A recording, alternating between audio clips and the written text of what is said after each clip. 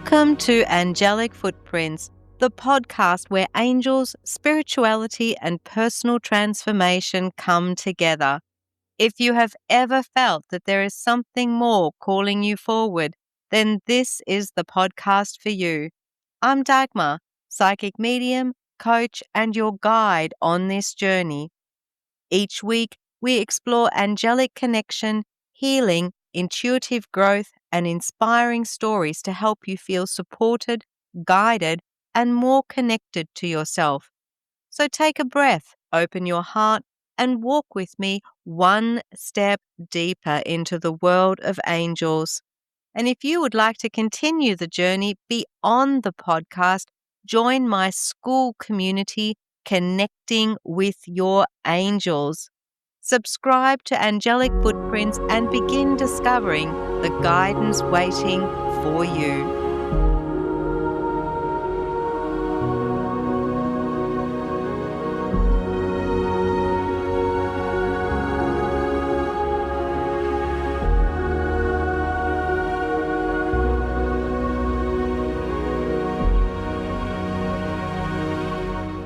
Hello and welcome to today's episode of the Angelic Footprints podcast. Today we are recording part 2 of what happens when we die.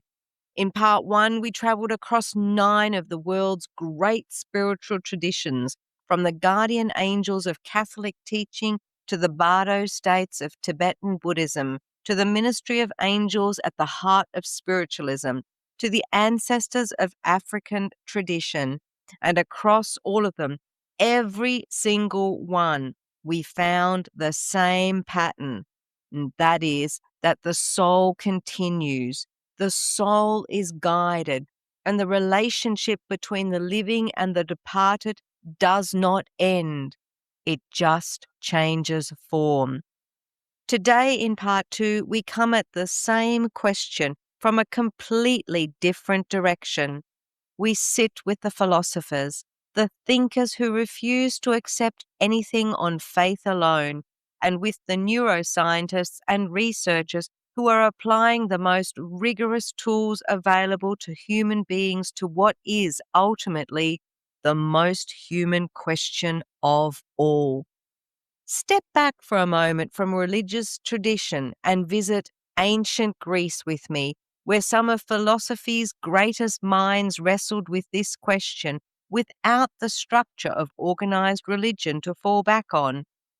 Plato held the soul to be immortal.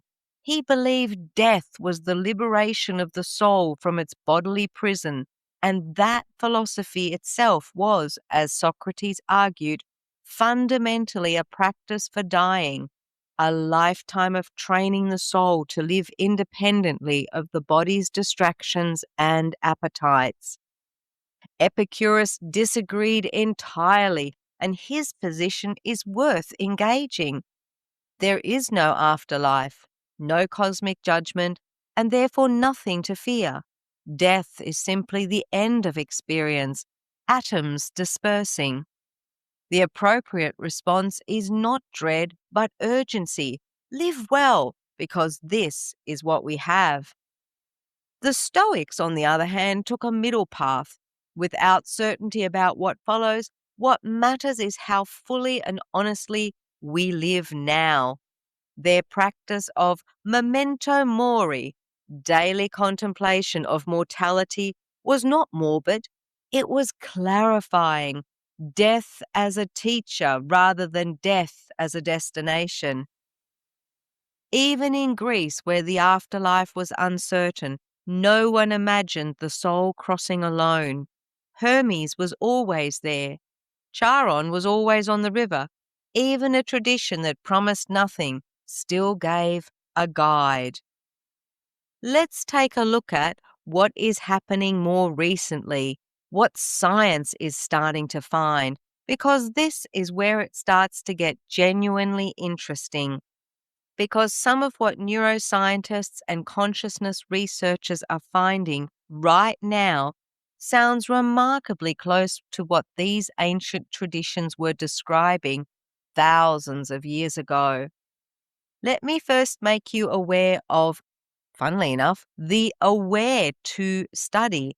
It was a form of measuring awareness during cardiac arrest.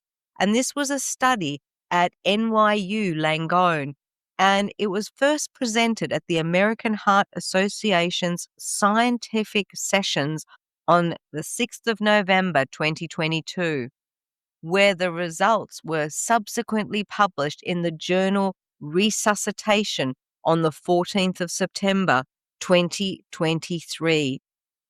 This study was led by Dr. Sam Parnia across 25 hospital sites, the most rigorously designed study of consciousness during cardiac arrest yet conducted.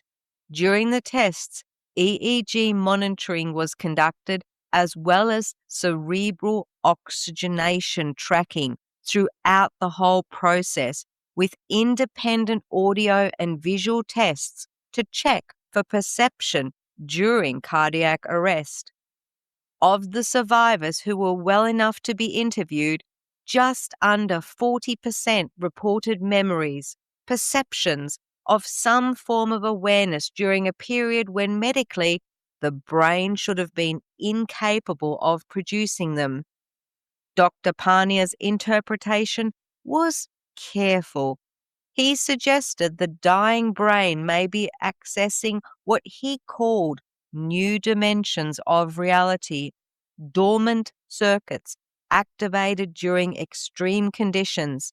He did not claim this proves survival of consciousness, but he didn't dismiss what his patients reported either. The result of this research? Well, it doesn't really prove anything definitive. What it does is demonstrate that the question deserves some more serious investigation, which is now exactly what it is getting. Let's take a look at the gamma wave surge, the brain at the moment of death.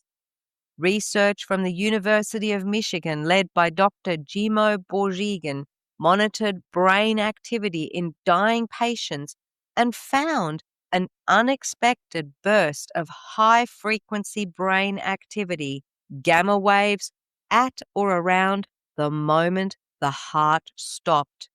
Here's the thing, gamma waves are significant. They are associated with alert, focused conscious awareness, the brain's signature pattern of active integrated processing. It's not random noise. It is the kind of activity associated with heightened perception. More specifically, the surge appeared in the temporoparietal junction, the area of the brain known to be involved in out-of-body experiences and the sense of self in space. An earlier study in rats back in 2013 had found the same 30-second surge following cardiac arrest. The human findings reinforce rather than contradict it. A subsequent analysis found that the patients who showed this EEG pattern were not the same patients who reported near-death experiences. The gamma surge and the subjective NDE haven't been linked in the same individuals yet. Nonetheless, this is real, current, contested science, and this is where the research is going. I want to now touch on something called terminal lucidity, the return before the end. Terminal lucidity is the phenomenon in which people with severe long-term neurological conditions, things like advanced dementia and Alzheimer's, or conditions that have stripped away language and condition, these patients suddenly and unexpectedly become clear. They have great communication and they find that they are more of themselves again in the hours or days before death. An 86-year-old woman with advanced dementia, unresponsive to her family for 2 years, looked up on her final day and spoke clearly and warmly. For a short window, her daughter saw the mother she remembered. Terminal lucidity is not rare or anecdotal at the margins. It is now the subject of a formal research partnership between NYU Langone Health and the National Institute on Aging in the US, running from 2022 through to 2026. The reason they're studying this is because it occurs too consistently to dismiss. One thing that is worthy of note, and I say this with absolute respect, apparently approximately 84% of people who experience this sudden clarity, also known as terminal lucidity, die within a week. Terminal lucidity apparently comes at the end. There isn't a scientific explanation for this yet. The neurological damage that caused the dementia has not healed. The brain structures responsible for language and recognition are still compromised. And yet, the person returns briefly, completely. And maybe it is nature's way of giving us the opportunity to reconnect with that person one last time. The hard problem of consciousness is the formal, unsolved scientific question of how subjective experience arises from physical brain processes. Despite extraordinary advances in neuroscience, this problem genuinely remains open. Is the brain a generator of consciousness or a receiver of it? If it generates consciousness, it ends when the brain stops. If it receives or channels something that exists more broadly, like a radio tuning to a signal, the signal may continue when the receiver is switched off. Connecting with your angels. I'm betting if you are here in the Angelic Footprint podcast, that is exactly something that you might like to do. You also might be finding yourself at a space in your life where you know that something is missing. Sure, life looks fine on the outside, but deep inside, you've got that quiet restlessness. If that sounds like you, then I would love you to join me in my free school community. And that is spelled SKOOL. And the community is called Connecting with Your Angels, where you will discover how to recognize your angelic guidance, find your purpose, and begin living authentically. It is completely free to join.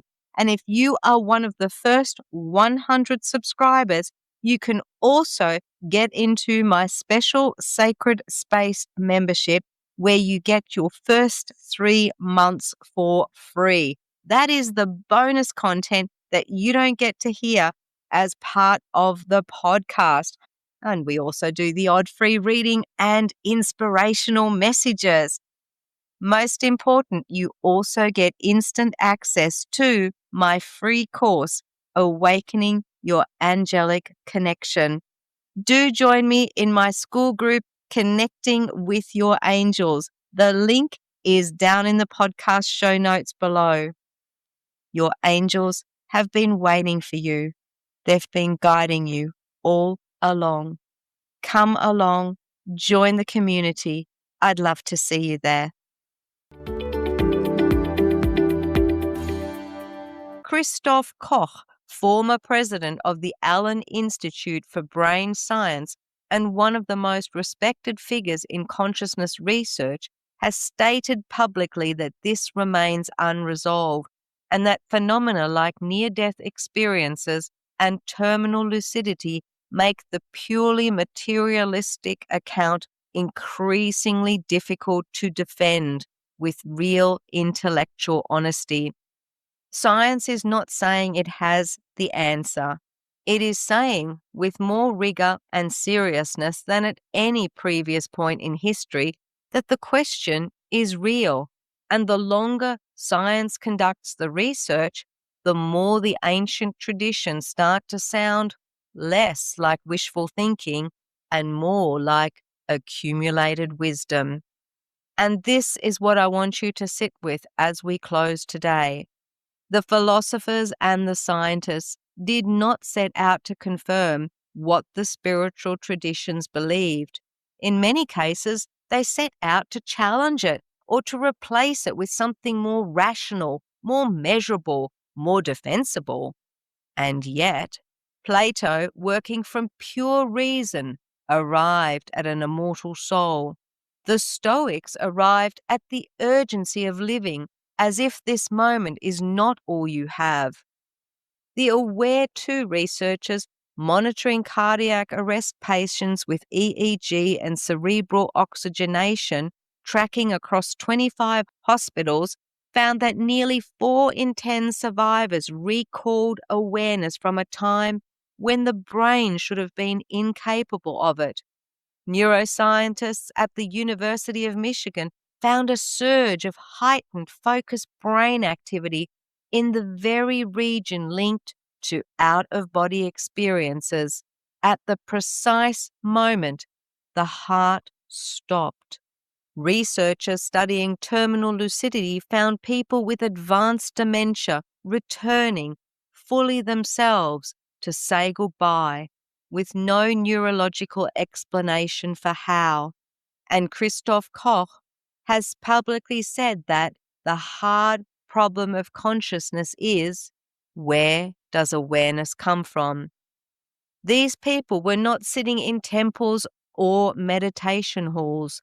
They were in laboratories, in hospitals, in seminar rooms. They were using data, peer review, philosophical logic, and measurement.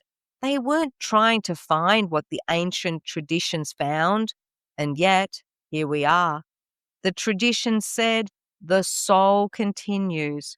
The philosophers asked, how do we know? And some of them concluded that reason itself points that way. The scientists said, show us the evidence.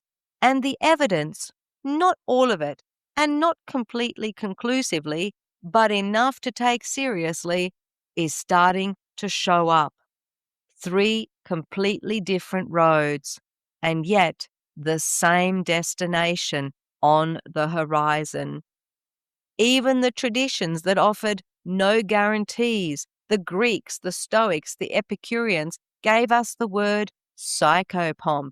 Remember, we talked about that in part 1, the guide of souls. Even when there was no heaven promised, there was Hermes on the road. Even where death was simply the end of atomic structure, as Epicurus said, there was still a ferryman on the river. And science, in its own language, may be describing something not entirely different. The brain lighting up at the moment of death, the mind that returns, albeit briefly, to say goodbye, the consciousness that cannot be fully explained by the organ that supposedly generates it. I'm not saying that science has found angels.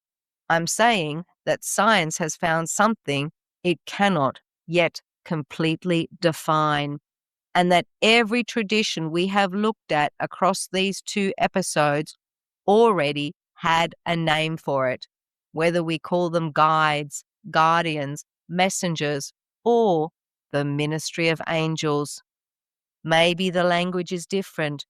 Maybe the framework is different. But the recognition that we are not alone in this is not new. It is, in fact, the oldest thing we know.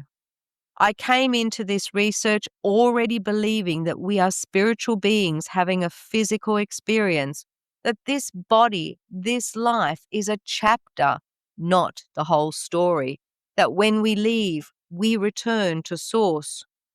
What I did not expect, and what has genuinely moved me, is how many different minds in how many different centuries, using so many different tools, have arrived somewhere close to the same place. That does not make any one tradition right and the others wrong.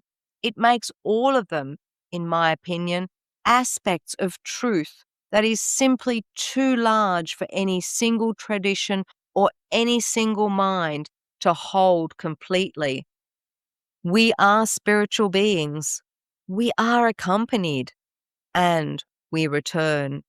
Today, I believe it with more company than I started with. If you came to these 2 episodes because you are grieving, because someone you love has gone, and you needed to know that it wasn't simply over, then this is for you. Every tradition we explored across both episodes points towards the same thing. The person you love was not alone when they left. They were accompanied. They were received. And the love between you, that doesn't dissolve. It can't dissolve. Energy doesn't disappear. It just changes form. And love, whatever else it is one of the most powerful forces there is. They are not gone. They are just changed. And they are closer than you think. If you've watched both parts of this series, thank you. I mean that. This has been one of the deepest pieces of content I have ever made. And the fact that you have stayed for all of it tells me everything I need to know. I would love to know, though, right now, which moment across either episode landed most deeply for you. Maybe it was a tradition that surprised you. Was it the scientific finding that stopped you in your tracks? Let me know in the comments below. Know this: keep listening to your loved ones, to spirit, because they are still talking. In the meantime, if you found this episode valuable, please share information about the show with 3 people who you believe would find it beneficial. If you enjoyed the show, please consider leaving a 5-star review on the platform where you are listening. You might also find yourself at a crossroad in your life, and if you are looking for guidance and inspiration, I'd love to help you find your path with a spiritual or angel reading. Contact me on dagmarbryant@gmail.com for more information and to make a booking. Until the next episode, blessings, and may your life be filled with hope and inspiration.